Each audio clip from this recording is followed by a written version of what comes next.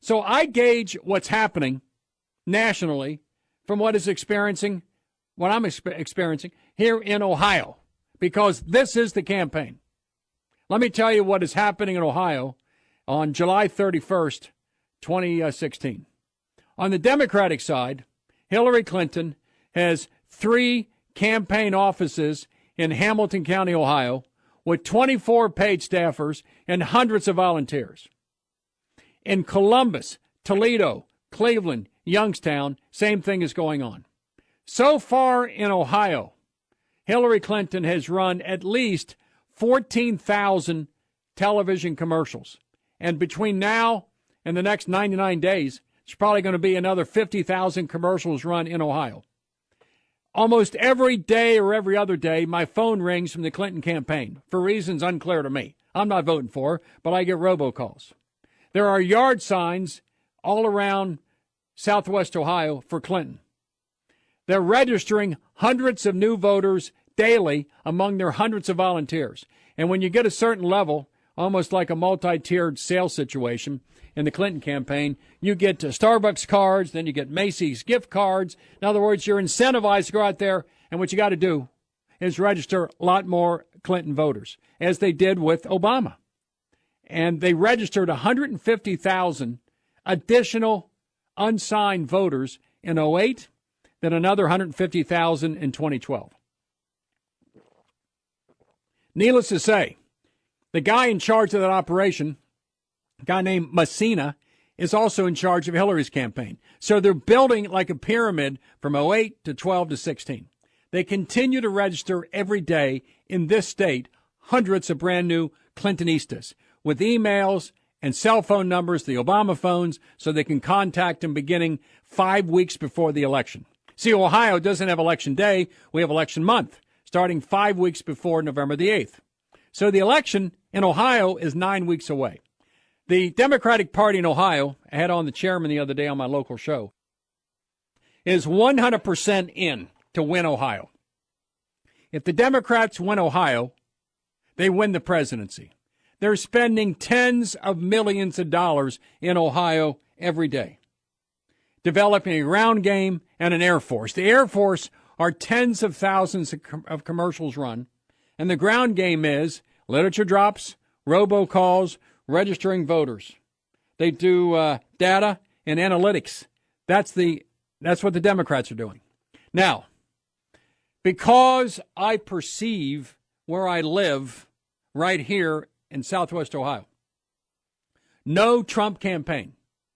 There are no offices in Southern Ohio. I don't mean 3 or 4. I mean 0. To my knowledge, and to those I ask, including the chairman of Republican parties in these counties, they're not in contact with anyone from the Trump campaign. There is no one conducting literature drops, phone calls, robocalls.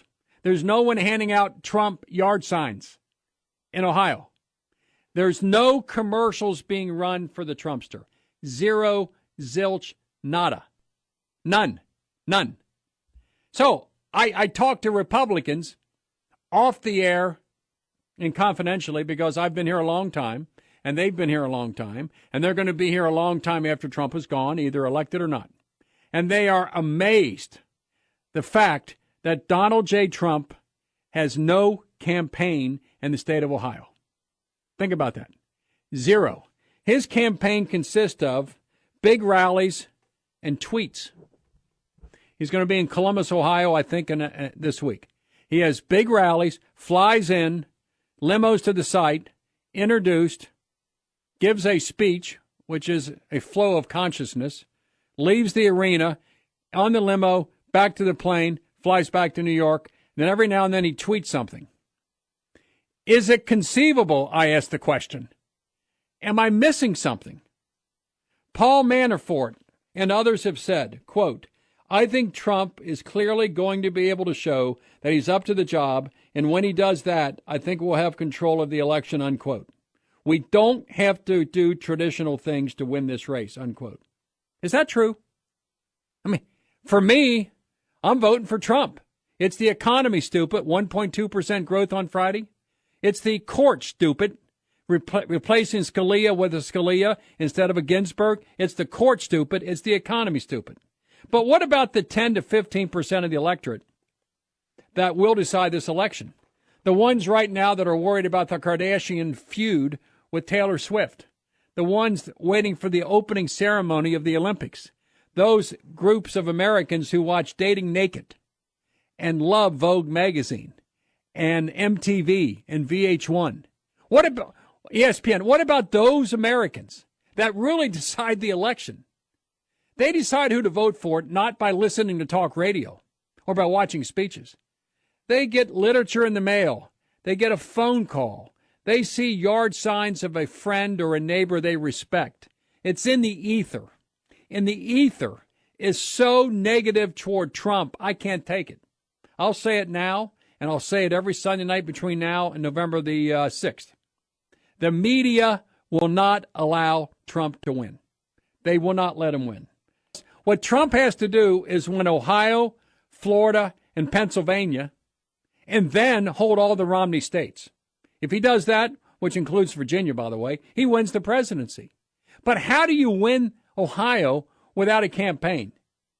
You see, Clinton has an Air Force, which are the tens of thousands of ads that are running, and she's got a ground game. She is the Army, and she's got the Air Force. What does Trump have? Large rallies and tweets. Is that going to work for those 10 to 15 million Americans that are going to decide this election? I hope I'm wrong, but I think I'm right. Unless Trump changes fundamentally his campaign in Ohio and gets volunteers, gets campaign offices, starts running commercials, ads, he's got no chance. I know Ohio. I know how Ohio works. Trump has no clue about how Ohio works and doesn't seem to be interested at all. It's not important. I'll just tweet a little more. Just tweet, and it all goes away.